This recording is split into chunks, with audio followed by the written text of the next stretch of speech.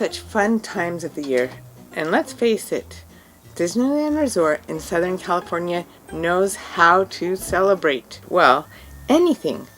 But Halloween actually has a special place in Disneyland's history. Did you know that Disneyland had already celebrated Halloween before it even opened, before they even knew where it was going to be? Anaheim already had a great Halloween festival with a frightfully fun coincidence with Disneyland that I'll talk about later. But first, I want to thank the Anaheim Historical Society blog and the Disney Institute blog for their great articles about the history of Halloween with Disneyland. And there were also a lot of other great Disney bloggers that I consulted. I am a Disney nerd, but a rather new one, and without all the great research that these folks have done, I wouldn't know all of these things that I've been learning about Disneyland and sharing with you. Look in the description below for all the sources that I've used for this, and while you're at it, hit like and subscribe. Before Disneyland, Anaheim was already a well-established community. It was founded in 1857, almost 100 years before Disneyland, by German immigrants who wanted to grow things and found a little town there. They even had their own newspaper by 1870. It was the quintessential small western town who looked out for its farmers and its business owners and its residents.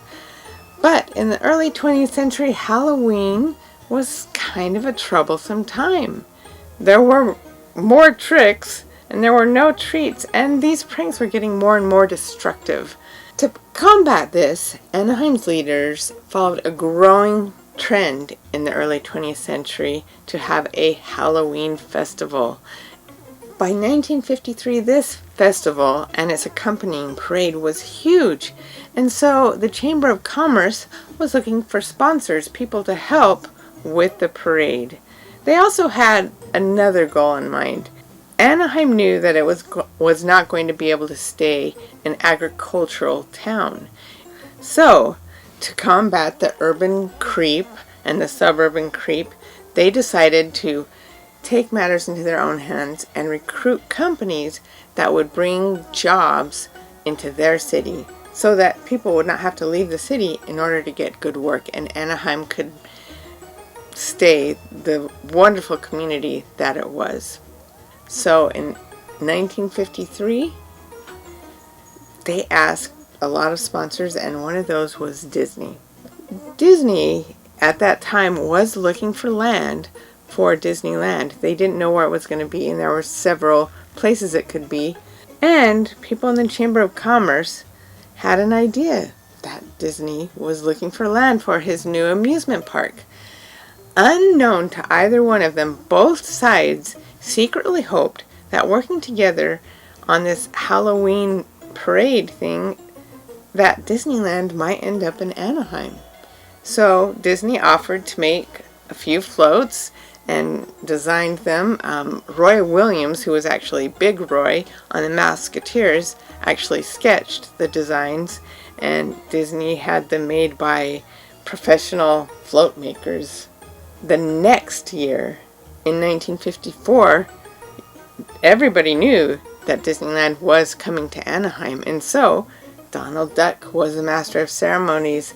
The festival had the theme of legends and fantasy, and the cover of the program for the festival had concept art from Disney's Fantasyland, as well as some Alice in Wonderland art. So early on, they were working close together.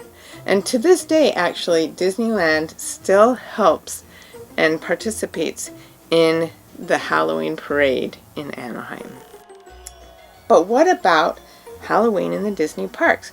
We all know that Disneyland opened in 1955, and in those days, Disneyland closed on Mondays. And guess what? Halloween was a Monday. And so, on that first Halloween in Disneyland, it was closed. Oh well, they had that great Anaheim festival to go to, right? Now, the first time they decided to do anything was when Halloween was on a Saturday, one of their bigger days. And so they advertised in a radio show that if kids would come there and get a pumpkin about a week before Halloween, and they had 1,000 pumpkins, carve the pumpkin and come dressed in costume, they would be able to get into the park for free. I doubt their parents got to get into the park for free. So that was just a way of getting a lot of people to the park on Halloween. And they had what they called the Parade of Pumpkins. They judged them, and the kids carried their carved pumpkins down Main Street, USA. It must have been really fun, but they didn't do it again. So you've got to wonder, was it the logistics of trying to get a whole bunch of kids in a parade? Was it the mess? It just probably was just too much. And that great coincidence I told you about, well, it turns out that 1924 was when the Anaheim Halloween Festival started. And so they had their 50th festival at the same time that Disney was celebrating its 100th birthday in 1973. And so they shared a little bit in this celebration, this golden anniversary. And now they are having in 2023 their 100th Halloween festival, while Disney is celebrating Disney 100. Pretty cool, huh? So besides some decorating and possible parades, there was not another celebration of Halloween in Disneyland until 1994, when Disneyland advertised on a local radio station that they were going to give out admission for free for anyone that came on Halloween in costume between 6 a.m. and 8:30 a.m. Yes, it was a madhouse. It was mad traffic. And for the 50,000 guests that made it there, they didn't find their traffic any less inside the park than it was outside on the highways. It was just something they obviously never did again. But in 1996 and 97, they did have like a 4-day after hours party called Mickey's Halloween Treat. But that didn't really have the result that Disneyland was looking for, and so again, they did not have another big Halloween celebration, though they had decorations and fun things there that way. They did not have another party in the park until 2005, and at this time it was Mickey's Halloween Party, and they held it in California Adventure. They had it in California Adventure until 2010, when big parts of that park went under scaffolding for a makeover and expansion, and so the party moved to Disneyland. So for anybody who is kind of wishing that they still had it at Disneyland, that a long tradition was stopped, no, it wasn't that long of a tradition, and it had been in California Adventure before. But it was in Disneyland between 2010 and 2018. And then it moved back to California Adventure, but in another guise. Then it was the Oogie Boogie Bash that we all know and love, put on by the Oogie Boogie Man from Nightmare Before Christmas. Now in Disneyland itself, there are still great decorations, there are still fireworks or projection shows that are Halloween themed, and debuting last year in 2022 was the Disney Villains Dance Party in Tomorrowland, and that is so much fun. Even though it is really geared towards kids, it has like a Disney DJ who brings out villains onto the stage and teaches kids dance steps, and everybody's dancing. So it is mostly for the kids, but even if you aren't a kid, just going there to watch that, it is great fun, and I highly recommend it. Now, Halloween in the Disneyland Resort parks lasts from like September 1st all the way to October 31st. This is probably to give a little bit of flexibility for the guests so that they can come whenever they're able to come, and also maybe so they can get some of that Halloween Disney decor and show it off in their own house before Halloween comes. If you are going there then, though, what you're going to find there are just some incredible themed treats. They really go all out.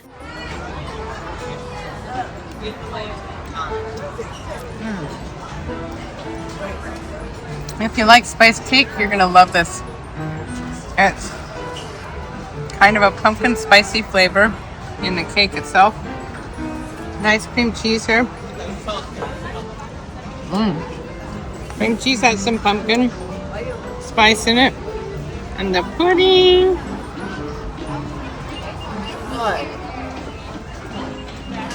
It's all good.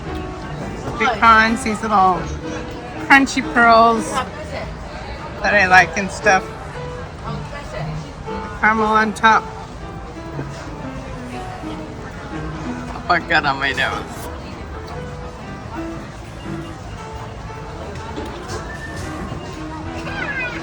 And pecans are definitely the right nut for this.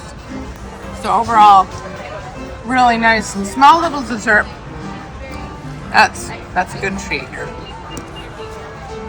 And one of my favorite of these was Darth by Chocolate.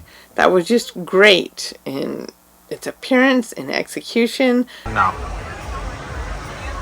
Look at those edible stars, like, that's just, wow, amazing.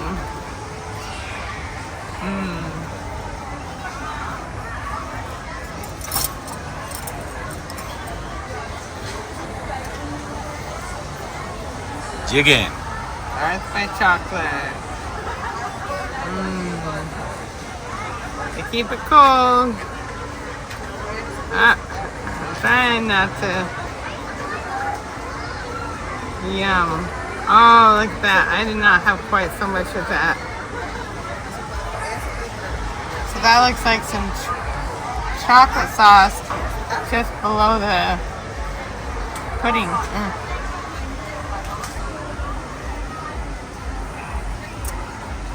Chocolate covered cherries. Wow.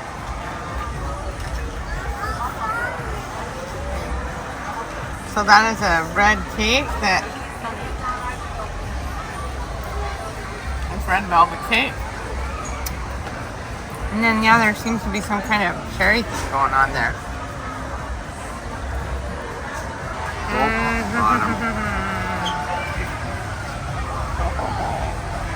I want to see your face.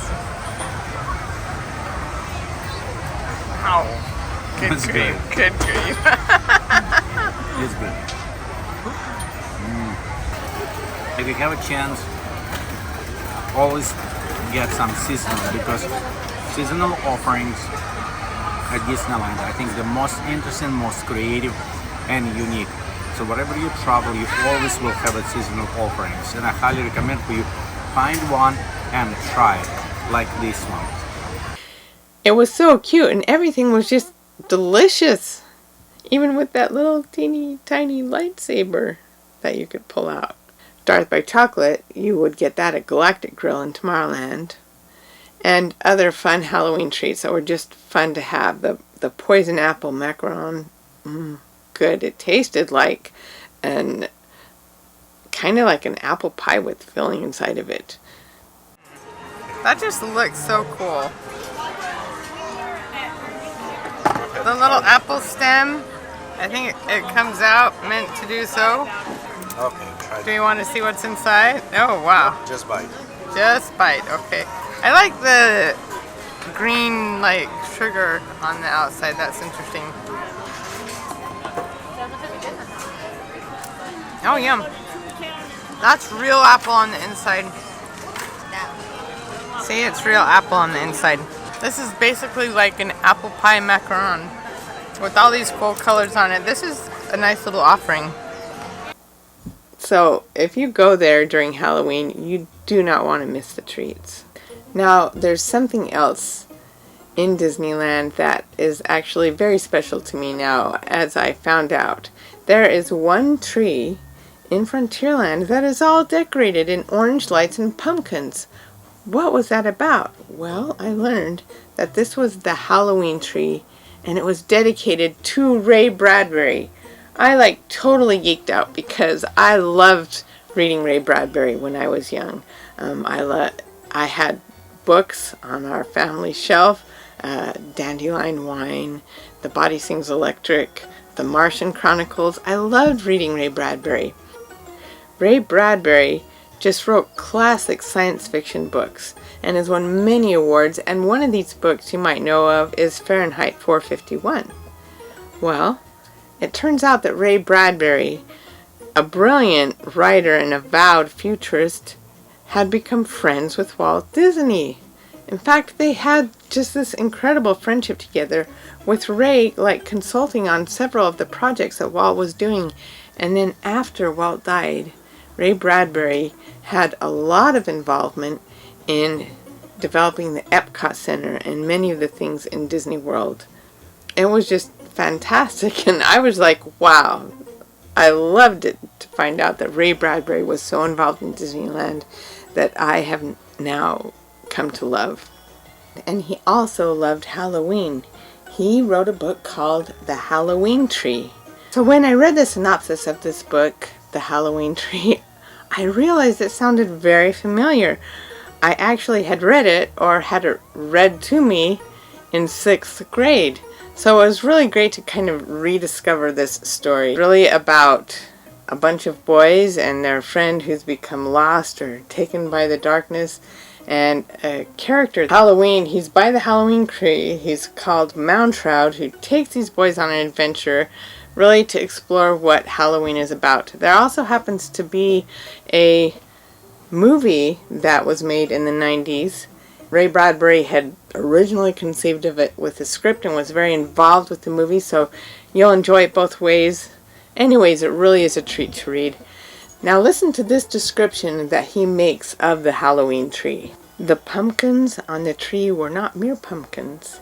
Each had a face sliced in it. Each face was different. Every eye was a stranger eye. Every nose was a weirder nose. Every mouth smiled hideously in some new way. There must have been 1,000 pumpkins on this tree, hung high, and on every branch 1,000 smiles, 1,000 grimaces, and twice times 1,000 glares and winks and blinks from fresh-cut eyes. Pretty cool, yeah? Ray Bradbury was a master at it. So in 2007, to honor Ray Bradbury and his contribution to Disney, they put this tree up, and Ray Bradbury actually pulled the switch to light the tree for the first time on Halloween 2007. A Halloween trip to Disneyland must include taking a seat on a doom buggy to ride through the Haunted Mansion, which in 2002 got an overlay Haunted Mansion holiday of The Nightmare Before Christmas. I suggest you make that one of your rope drop rides if you're going there during any of the holiday season from fall to winter, because it's hugely popular.